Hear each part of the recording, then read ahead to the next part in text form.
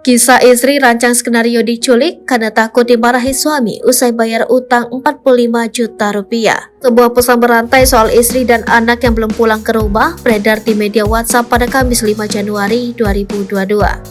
Assalamualaikum rekan-rekan, tolong pantau keberadaan istri dan anak saya. Sejak semalam hilang kontak pas arah pulang naik Grab dari Paledang ke Babakan Madang.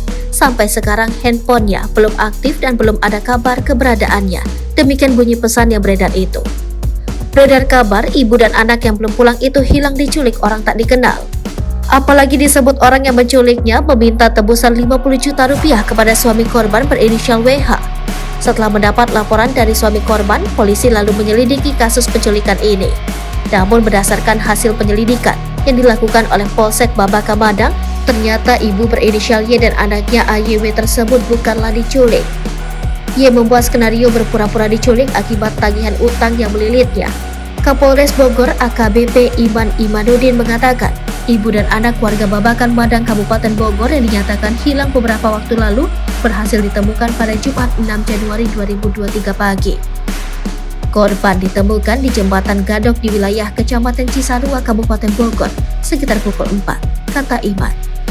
Dia menjelaskan wanita berinisial Y dan anaknya dilaporkan hilang usai pulang dari rumah orang tuanya di Paledang pada Rabu 4 Januari 2023. Ibu dan anaknya itu tidaklah diculik.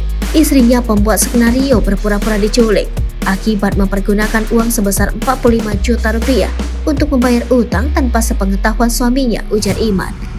Dia menambahkan, Y bersama anaknya AYW awalnya pergi ke rumah orang tuanya yang berada di wilayah Paledang, Kota Bogor. Sesudah itu, Y sempat membayar utang kepada rekannya sebesar 45 juta rupiah. Korban yang mempergunakan uang suaminya tersebut merasa takut untuk melaporkannya, jelas Iman. Lalu terbesit dalam pikiran Y untuk membuat skenario penculikan bersama seorang rekannya berinisial T. Korban pergi ke wilayah Cijaruk dan berfoto seolah-olah sedang diculik dengan mulut terikat, mata tertutup dengan menggendong anaknya, paparnya. Foto tersebut lalu dikirimkan kepada suami korban dan meminta uang tebusan sebesar 50 juta rupiah.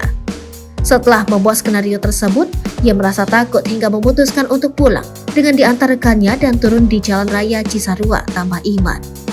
Ia lalu berpura-pura meminta tolong kepada orang yang lewat, serta meminta menghubungi kedua orang tuanya. Suami korban dampingi oleh anggota Polsek Babakan Madang pada saat itu langsung melakukan penjemputan terhadap yang bersangkutan di Polsek Cisarua, ucapnya. Terkait kasus ini, polisi masih terus melakukan penyelidikan terhadap seorang rekan korban yang turut merencanakan skenario penculikan ini.